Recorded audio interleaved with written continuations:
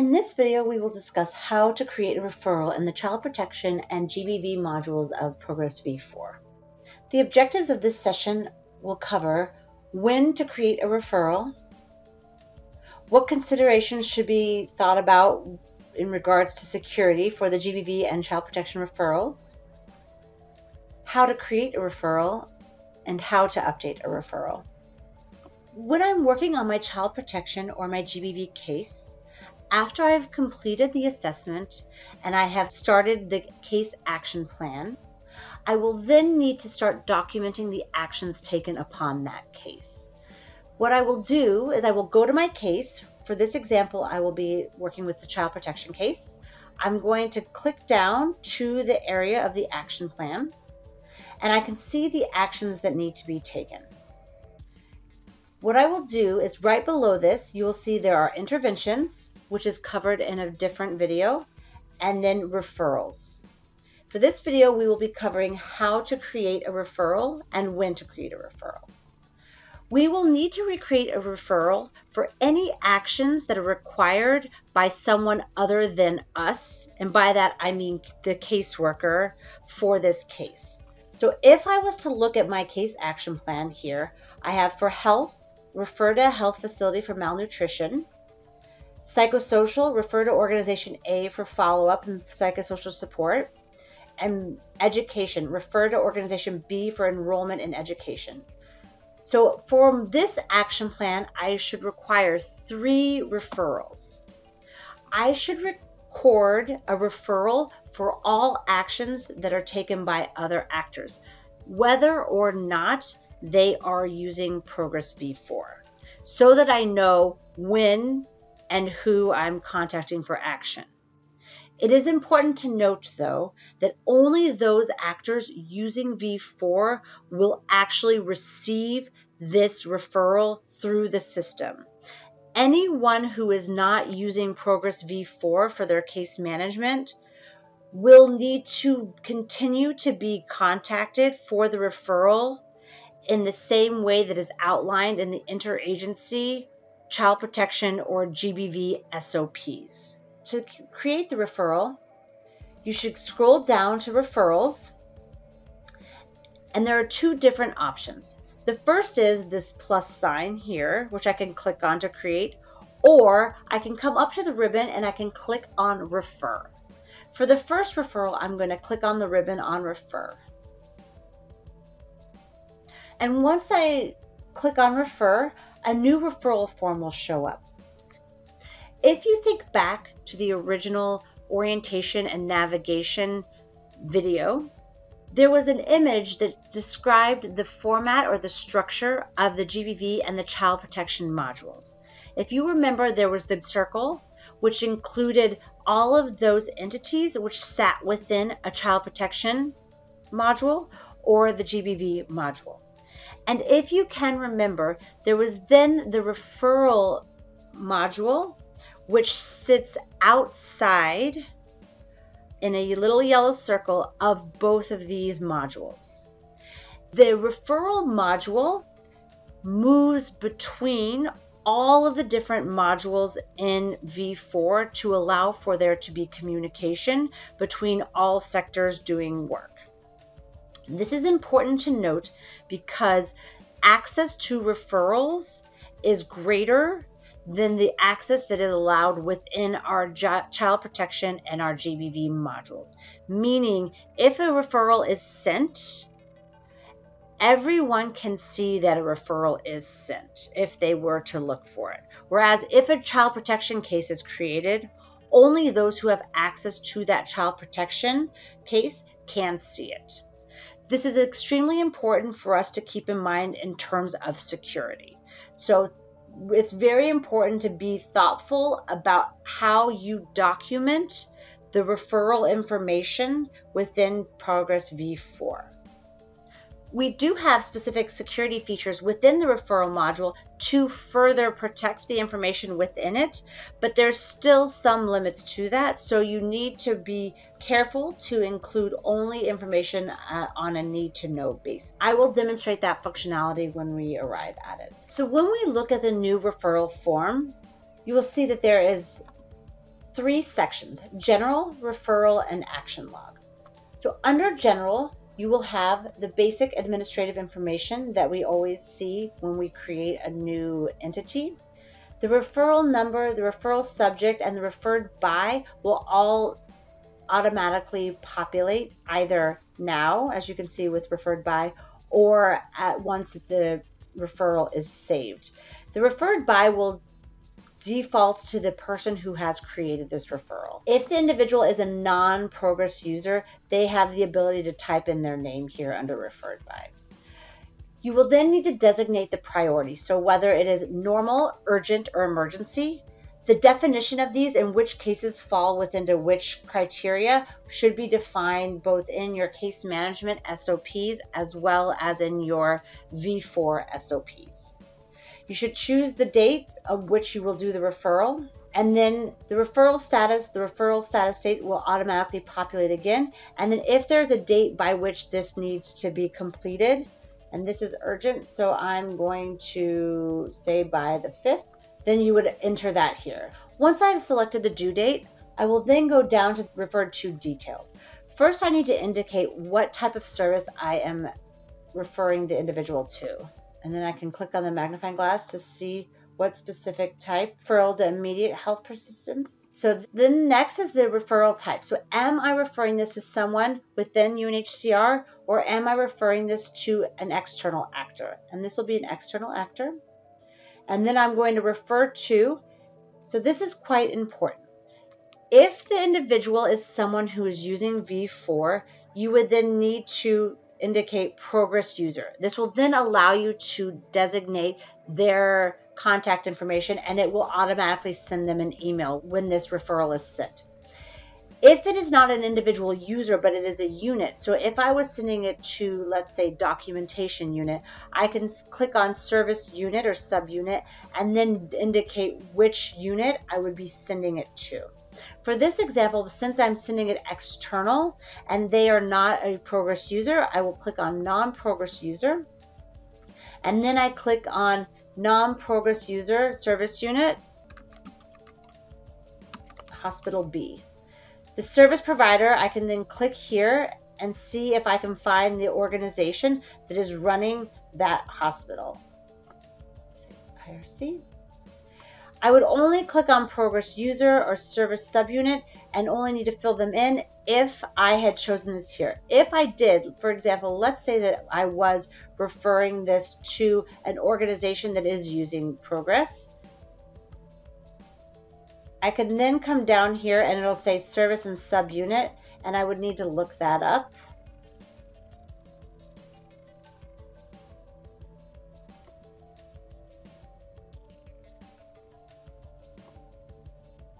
And then add. So next then I would go to recommended actions. Please assess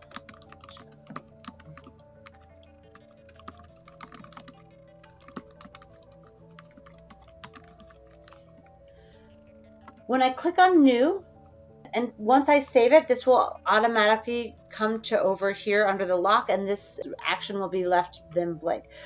As we mentioned, in terms of protection, we want to make sure that the amount of people that are able to access this information for this referral are quite limited. So what you would need to do is under protected, you want to click on yes. And this will limit only those people who have manager credentials to be able to see the information in this comment box. If there are any other referral notes, you can note them here. But remember, again, simplicity is key. You only need to enter information that is necessary for that individual to be able to provide the service you are talking about. You don't need to give the other history, just that child presented with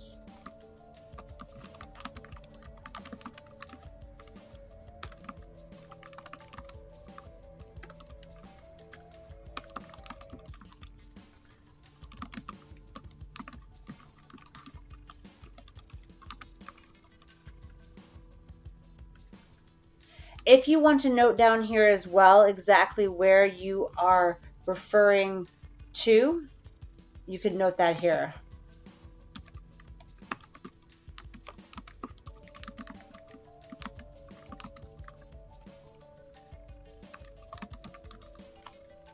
Again, I will protect. This below allows me to see all pending referrals or all existing referrals. And then action log allows me to see any action that's been taken on this case.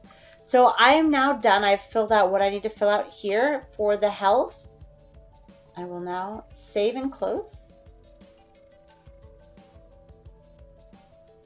And now when I go down to my case and I go to action plan, I see there's a referral and it's pending acknowledgement. So once the person who I've shared this with then will acknowledge it, this referral status should change. I'm now going to add another referral for the next action in my action plan, which was for education. So I'll click on the plus.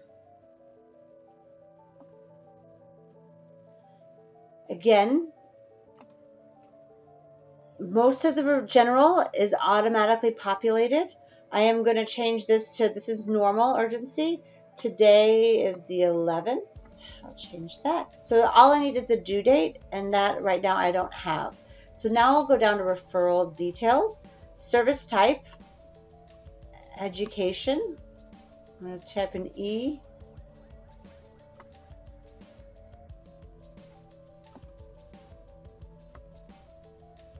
Under education, there's no subtype, so I will then say this is going to also be external, and I'm going to refer to non-progress user, and then I'm going to say save the children education. I can then do say service provider here and see if I can find,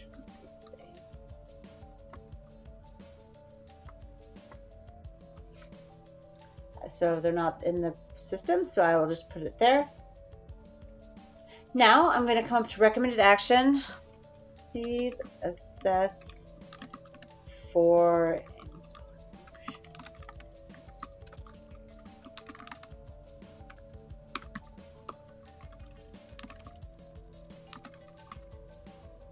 as this is not going to a V4 user, no one will receive notification of the need for this referral. There are two things you should keep in mind. First is that you will still need to refer them as is outlined in your child protection or GBV SOP. So that's usually by email or by phone. And secondly, you should keep the recommended actions and referral notes extremely limited, as this isn't going to be used by the other side to communicate. So you can either choose to just say see case note, or you can say just please assess, something like that. And that would then allow you to know, because in your case note you have exactly what you're going to be doing, and this is not a lot of need to know information, as the person won't actually be receiving this. This is more for your record. Still protect, to save and close. Now I have two. Now my final referral, if you remember, was for psychosocial support. And so let's say that this is by us. So by another caseworker. So I'm gonna go down to, this is normal. And on the 11th, service type. And this will be internal, and I'm going to refer it to a progress user, and I'm going to refer it to another caseworker. So what I need to do is I can skip these, and I just need to go down to progress user, and then I will look up the individual that will be doing this. When I select them, and once I've saved, this will then send them a notification that they have a referral has been sent to them. I will then go to the recommended actions and please follow up for care. Again, only providing the information that's necessary to flag for them that there's a referral. There are ways for me to share information that does not go through the referral entity. Once I have shared the referral, and if I have shared a case with them, I can also share a link to that case so that they could see the information that's necessary in that way. That would only be for those who really are doing hands-on support to that case. Once I have clicked on my recommended actions and the referral notes, I will then push save and close. I have now added 3 referrals. One thing to note is if a referral is being sent to a child protection actor for specific child protection actions, such as a BIA or a BID. So for example, if I was to go here and look for BIA, and then I'm referring this to another caseworker, for example, you'll notice, so here there are still recommended actions. Here is the referral note, but you'll also note that there are CP notes. This is where you would be able to take notes, and only those people who have access to that case file would be able to see these notes. So for a referral that has something to do with child protection, so BIA, BID, or for GBV, it has specifically referred to GBV. Instead of putting your notes in the recommended actions or the referral notes, you would want to put them into the CP notes or the GBV notes, and this would then not be visible to anybody besides those who actually have access to that case. So this is really important if something is being sent to a caseworker or to the GBV or child protection unit from, for example, registration. If I need to go and to update a case, I'm going to go and click on my referral. When I open up the referral, I can go to change status, and I can change referral status to pending action with the date, exactly what's happened, say which date, and then push OK. Or I can even then change it to closed. So let's say that this was being addressed by an actor who's not using V4, then I'm going to want to manually change the status of this referral in this way.